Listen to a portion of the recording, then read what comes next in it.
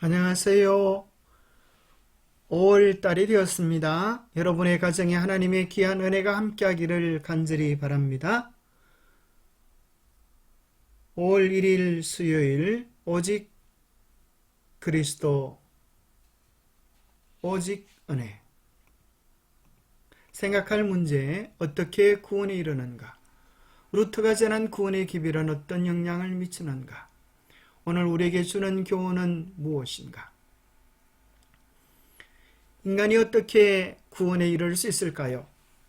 죄를 지어 멸망에 이를 수밖에 없는 인간이 구원에 이르는 방법이 있을까요? 성경 에베소서 2장 8절은 이렇게 이야기합니다. 너희는 그 은혜에 의하여 믿음으로 말미암아 구원을 받았으니 이것은 너희에게서 난 것이 아니요 하나님의 선물이라. 행위에서 난 것이 아니니 이는 누구든지 자랑하지 못하게 함이라. 구원은 하나님의 은혜에 의하여 우리에게 베푸신 것인데 믿음으로 말미암아 그 구원을 받을 수 있다라고 이야기했습니다. 마치 선물을 손으로 받듯이 하나님께서 베푸르신 구원이라고 하는 선물을 믿음으로 받아들이면 우리의 것이 된다고 말씀하고 계십니다. 로마서 3장 23절입니다. 모든 사람이 죄를 범하였음에 하나님의 영광에 이르지 못하더니 그리스도 예수 안에 있는 속량으로 말미암아 하나님의 은혜로 값없이 의롭다 하심을 얻은 자 되었느니라. 로마서 6장 23절 죄의 삭은 사망이요 하나님의 은사는 그리스도 예수 우리 주 안에 있는 영생이니라. 죄의 값은 사망이지만 하나님의 은혜는 그리스도께서 우리를 대신하여 죽으심으로 그리스도 안에 있는 자들에게 영생을 주셨다고 말씀하십니다. 로마서 5장 8절에는 우리가 아직 죄인 되었을 때에 그리스도께서 우리를 위하여 죽으심으로 하나님께서 우리에 대한 자기의 사랑을 확정하셨느니라. 그러면 이제 우리가 그의 피로 말미암아 의롭다 하심을 받았으니 또 그로 말미암아 진노하심에서 구원을 받을 것이니 곧 우리가 원수 되었을 때에 그의 아들의 죽으심으로 말미암아 하나님과 화목하게 되었은즉 화목하게 된 자로서는 더욱 그의 살아나심으로 말미암아 구원을 받은 것이니라. 구원은 전적으로 하나님의 은혜를 믿음으로 말미암는 선물입니다. 미국 최초의 여성 사형수가 있었는데 그녀는 메리 수랏이었습니다. 1865년 7월 7일 링컨 대통령 암살에 가담되었던 7명이 처형되었습니다. 그런데 그중 한 명인 메리 수랏, 사실 그녀는 범죄에 가담되지 않았지만 그의 아들 존 수랏 주니어가 가담되었다는 사실을 알고 그를 대신하여 죽기로 작정한 것입니다. 사형 집행 1년 4개월 후 그의 아들이 자백했습니다. 자신이 진짜 범인이라고. 그런데 법정은 그를 무죄로 석방했습니다. 왜냐하면 우리는 어머니 메리 슈랏이 아들 존 슈랏을 대신하여 죽었으므로 아들 존 슈랏 주니어를 무죄로 석방한다.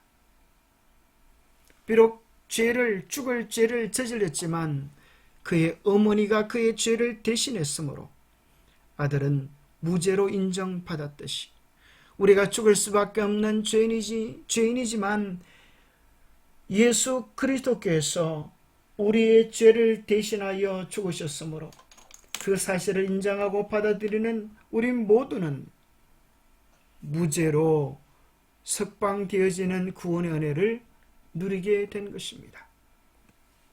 하나님은 구원을 선물로 주셨다. 성령은 그리스도께서 갈보리 십자가에서 죽으심으로 값없이 주시는 구원을 믿음으로 받아들이도록 우리를 인도하십니다. 하나님의 아들이신 예수님은 우리의 죄를 속죄하기 위하여 자신의 완전한 생명을 주셨습니다. 하나님의 공의는 완전한 순종을 요구합니다. 그러나 우리에게는 완전한 의가 없습니다. 그런데 감사하게도 그리스도의 완전한 생애는 우리의 불완전한 생애를 대신합니다. 하나님의 율법은 그것을 범한 우리에게 영원한 죽음을 선고합니다. 죄된 선택을 통해 우리는 우리의 삶에 대한 하나님의 이상에 이르지 못하였습니다. 우리는 죄를 지었고 우리 자신으로는 거룩하신 하나님의 공의롭고 의로운 요구를 충족시킬 수 없습니다. 그 결과 우리는 영원한 죽음을 맞이할 수밖에 없는 운명이 되었습니다. 그렇지만 좋은 소식 굿뉴스 복음이 있습니다. 사도 바울은 죄의 삭은 사망이요 하나님의 은사는 그리스도 예수 우리 주 안에 있는 영생이라고 확신을 줍니다. 종교 개혁자들은 오직 그리스도만이 구원의 근원이심을 발견했습니다. 루터가 전했던 복음은 이것이었습니다. 루터가 그리스도의 구원하시는 은혜에 대한 기별을 전하기 시작한 것은 그때부터였습니다. 삶을 변화시키는 마음에서 우러난 기별을 듣기 위해 군중들이 구름대처럼 몰려들었습니다. 그의 말씀은 메마른 광야 같은 삶에 주어진 한 모금의 시원한 생수 같았습니다. 사람들은 중세교회의 전통에 얽매여 있었고 영적인 생명력이 없는 수백 년 된 예식에 속박되어 있었습니다. 루터가 전하는 성경에 기초한 기별은 사람들의 마음을 움직였고 삶을 변화시켰습니다. 루터는 신약 성경을 읽으며 하나님의 선하심에 압도되었습니다. 인류를 구원하고자 하시는 하나님의 열망은 그를 감동하게 했습니다. 당시 교회 지도자들은 구원은 사람의 노력과 하나님의 도우심이 협력하여 이루어지는 것이라고 가르쳤고 이것이 일반적인 견해였습니다. 그들은 구원을 위하여 면죄부를 발행했습니다. 죄를 속하고 구원에 이르는 길들을 인간의 수고와 노력의 대가로 얻을 수 있다고 가르친 것입니다. 그러나 성경은 이야기합니다. 아들이 있는 자에게는 생명이 있고 하나님의 아들이 없는 자에게는 생명이 없느니라. 영접하는 자 곧 그 이름을 믿는 자들에게는 하나님의 자녀가 되는 권세를 주었으니. 여기 두 가지 계란이 있습니다. 이 두 계란을 어미닭이 품어 37일, 21일이 지났습니다. 한 계란은 삐약삐약 귀여운 병아리로 부화하고 한 계란은 썩어버렸습니다. 무엇이 그 차이를 만들었을까요? 하나는 무정란이고 또 하나는 유정란이었습니다. 그 안에 생명이 있느냐 없느냐에 따라서 생명과 사망이 판가름되어졌다.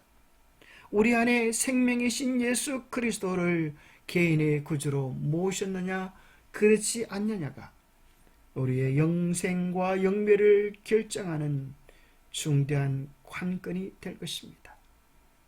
영접하는 자, 곧 그 이름을 믿는 자들에게는 하나님의 자녀가 되는 놀라운 권세를 주시는 것입니다. 영감의 교훈입니다. 구원은 오직 은혜로 말미암는 것. 우리가 그분의 순결하심과 탁월하심을 깊이 생각할 때 우리 자신의 연약함과 가난함과 결점이 있는 그대로 보게 될 것이다. 우리는 우리 자신이 다른 모든 죄인과 마찬가지로 스스로 의롭다는 두루마기를 입고 있으며 아무 소망도 없이 잃어버린 바 된 자들을 보게 될 것이다. 우리가 만일 구원을 얻게 된다면 그것은 우리 자신의 선행으로 되는 것이 아니라 오직 하나님의 무한하신 은혜로 말미암아 되는 것임을 알게 될 것이다. 기도하겠습니다. 하나님 아버지, 우리는 죄로 말미암아 죽을 수밖에 없는 사형수의 운명에 처하여졌습니다. 그럼에도 불구하고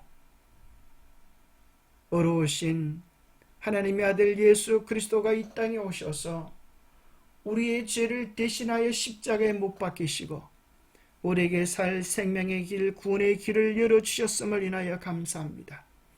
예수 그리스도를 우리의 개인의 구주로 영접하고 그리스도께서 준비해 놓으신 놀라운 구원의 계획을 우리 안에 받아들이게 하여 주옵소서. 그리하여 아무 공로 없는 우리도 주님께서 베푸신 은혜를 힘입어 하늘 생명에 이를 수 있도록 축복하여 주옵소서. 우리의 잘난 것 하나 없지만 오직 주님의 사랑을 의지하여 주님의 은혜를 의지하여 주님께서 베푸르신 그 한없는 구원에 이룰 수 있도록 우리를 도와주시옵기를 우리 주 예수 그리스도로 모자하여 간절히 간구하옵나이다. 아들이 있는 자는 생명이 있고 하나님의 아들이 없는 자는 생명이 없느니라. 예수 그리스도를 우리의 마음의 구주로 모시고 날마다 주님과 동행하는 귀하고 복된 삶이 우리의 삶이 되시기를 축복합니다. 감사합니다.